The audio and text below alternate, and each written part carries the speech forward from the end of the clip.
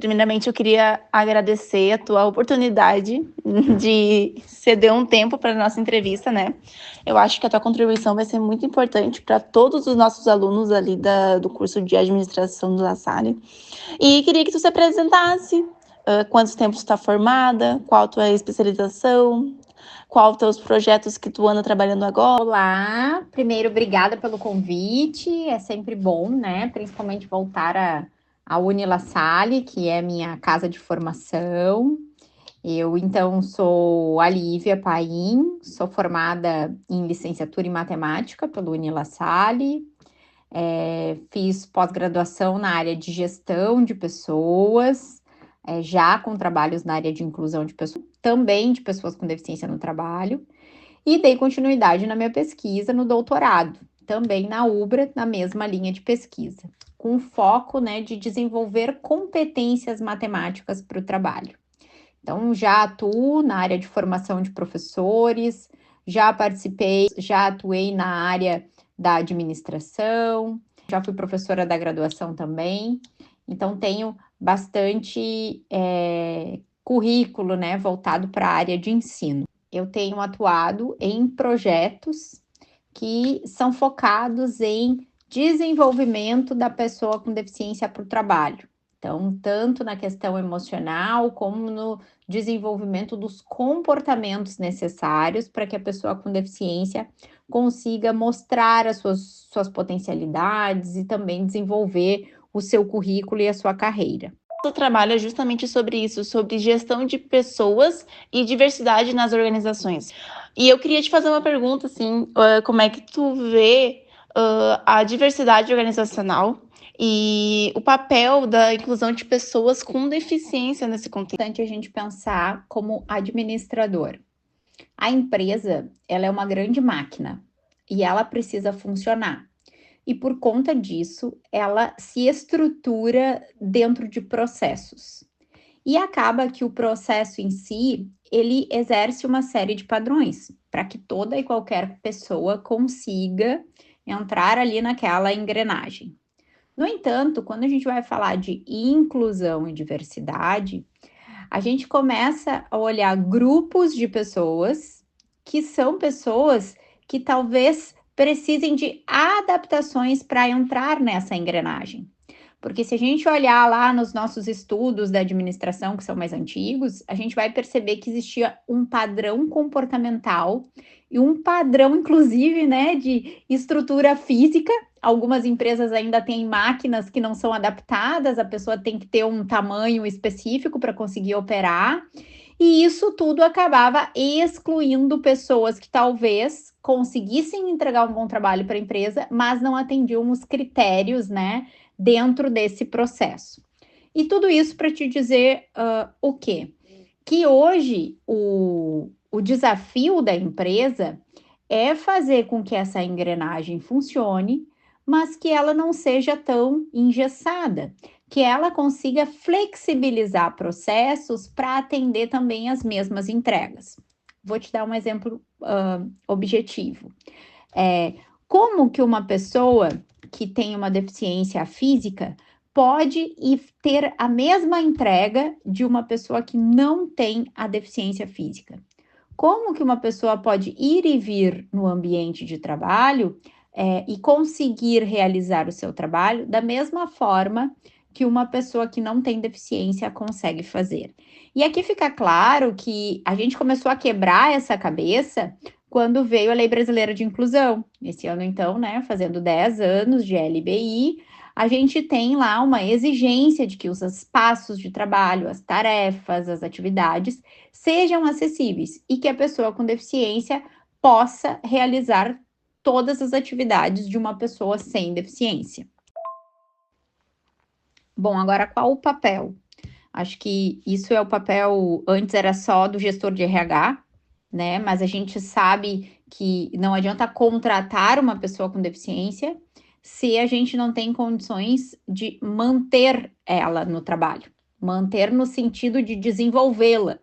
Eu aqui, dentro da minha rotina, eu tenho pessoas que percebem o quanto a empresa evolui, o quanto a empresa é dinâmica, o quanto as pessoas evoluem na empresa, mas ela não, ela fica estagnada. Ela fica o tempo todo fazendo a mesma atividade.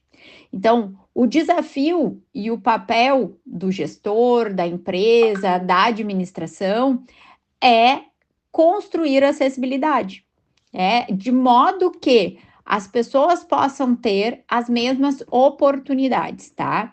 E aí entra, né, a comparação que a gente faz entre a diferença de igualdade, onde todos fazem tudo igual, e equidade, aonde as pessoas entregam o seu melhor dentro das adaptações que elas conseguem. Por exemplo, eu consigo fazer um documento escrito aqui para ti, escrevendo de maneira manual, assim como hoje eu consigo fazer um documento para ti, ditando esse documento. E ele pode ter a mesma qualidade, os dois documentos. Então, acredito que o grande diferencial e o papel seja encontrar essas formas que possam trazer essa equidade no trabalho. Sobre a LBI, né, a Lei de Inclusão, mas também nós temos a Lei de Cotas, né, que ela veio para que faça uma integração de pessoas de raças, etnias, sexo e etariedade, de todas as formas, né? Mas eu queria saber, na tua vivência, tu acha que essas leis de cotas, da LBI, tu acha que ela fez alguma diferença? Ela está realmente inclusa dentro das organizações? Ela está sendo promovida? Está acontecendo? O que a LBI fez? Então, pessoas e empresas não tinham acessibilidade. Quando veio a Lei Brasileira de Inclusão, ela obrigou que todas as empresas tivessem acessibilidade arquitetônica, por exemplo. Hoje, nenhum prédio é construído sem ter acessibilidade. Hoje, nenhuma loja, nenhum estabelecimento comercial, ele sai do papel sem ter a regra de acessibilidade. Acessibilidade arquitetônica, para que as pessoas possam ir e vir. Então, aquela sensação que a gente tem de que, olha, está aumentando a quantidade de pessoas com deficiência, de fato, não sei dizer. Mas o que eu sei é que hoje as pessoas com deficiência podem andar na rua. Então a gente tem o piso tátil, a gente tem as rampas, a gente tem elevadores com espaçamento, a gente tem regras dentro de empresas que, ao colocarem os equipamentos, precisam ver se tem o espaçamento específico para que as cadeiras de rodas possam passar. A gente tem ergonomia pensada para inclusão, então, que são decorrentes da junção, tanto da lei de cotas, que tinha vaga, mas as pessoas não conseguiam ir trabalhar, né? Então, hoje, a LBI faz com que a lei de cotas possa ser cumprida. Eu não tinha conhecimento em relação à LBI. E incrível o quanto isso impacta, né? No nosso dia a dia, a gente nem percebe. Porque eu sabia da obrigatoriedade em relação a rampas, mas eu não sabia que foi a partir dessa lei que influenciou várias algumas outras coisas dentro de uma organização. Normalmente comparo inclusão e inovação. E de maneira bem objetiva aqui, te dizer por quê, né? A gente tem empresas que ainda são engessadas em seus processos. E se tu parar para pensar, qual é o princípio de todo o processo? A melhoria contínua. É uma empresa que preza pela continuidade, pelo crescimento, pelo desenvolvimento, cada vez que ela gira o seu processo, ela pensa na melhoria contínua. E quando a gente traz um grupo pensando na diversidade e na inclusão, a gente traz mundos diferentes, perspectivas diferentes, necessidades de negócio diferentes, focos de mundo diferentes, e isso é a melhoria contínua da empresa. Uma empresa que não traz pessoas diferentes para ocupar espaços na empresa é uma empresa que vai ter pouca ação de inovação. Por quê? Porque as pessoas pensam igual, elas se acomodam, elas convergem para a mesma situação. Agora, a diversidade não. Eu preciso ter times diversos para que eu possa pensar em soluções novas, ou seja, completamente normal. Se tu parar para pensar, o mundo do administrador qual é? Né? O administrador, ele é aquele que pensa em soluções. Ele é aquele que vai olhar para as pessoas, para o marketing, para a logística, para finanças.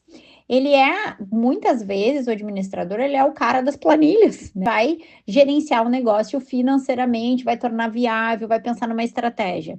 Então, existem muitas coisas acontecendo. E, de fato, 10 anos para a Lei Brasileira de Inclusão, sendo que a gente tem inteligência artificial, a gente tem uma era tecnológica gigantesca, a gente tem modernização dentro de tecnologia em processos para as empresas, é tudo junto ao mesmo tempo. E, e a gente muitas vezes vai recebendo ordens e vai cumprindo essas ordens sem de fato entender. A gente tá na bolha, né? No processo do dia a dia, vivendo o dia a dia, e acaba que a gente não faz esse papel de reflexão do que está na nossa volta, o que está acontecendo. E por isso que eu acho tão importante o papel do professor, né? Vocês, professores, eu acho incrível isso, porque vocês vêm e trazem esse olhar de reflexão, saber o porquê. E a gente precisa compreender que a inclusão é um negócio. Eu digo isso para todos os meus alunos. A inclusão é um negócio que deve ser explorado. Se tu parar para olhar, nós somos um mundo dinâmico e existe esse grupo de pessoas com deficiência, que são adultos, grupo de pessoas com deficiência que são consumidores, pessoas com deficiência que vão ao cinema, que vão ao supermercado e que muitas vezes não tem produtos para eles, não tem solução para eles. Uma coisa que é muito bacana aqui, que a gente fala o seguinte, são duas bolhas, na verdade, né? A inclusão também é uma bolha.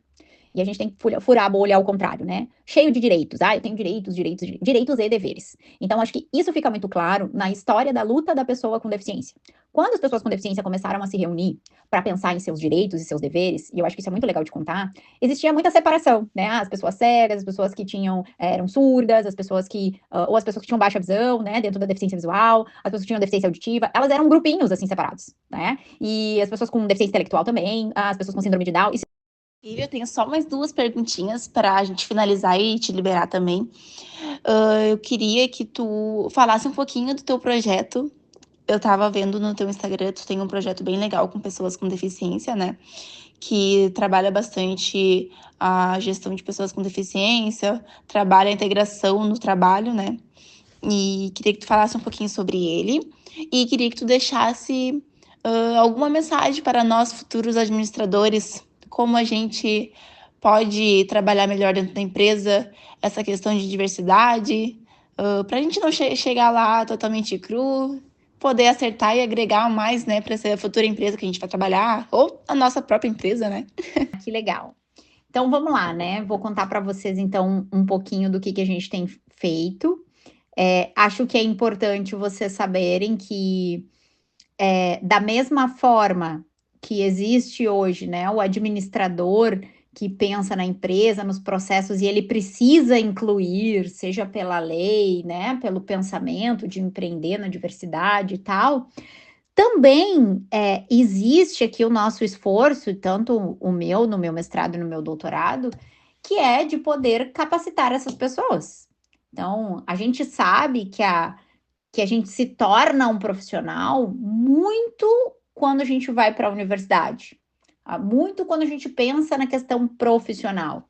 A escola regular em si, a gente tem alguns insights do que gostaria de fazer, mas atuar mesmo, pensar no profissional é mais a nível superior, né? Então vamos lá. Se falando isso, né, vamos pensar na pessoa com deficiência. Muitos, eles frequentam uma escola regular ou frequentam uma escola de interação social. Para eles também é necessário essa virada de chave que vocês têm agora de ir para a universidade. Só que muitos não vão ter, de repente, no meu caso, deficiência intelectual, a capacidade técnica de chegar até lá, ou não fizeram o ensino regular como a maioria. Então, mas eles precisam se desenvolver.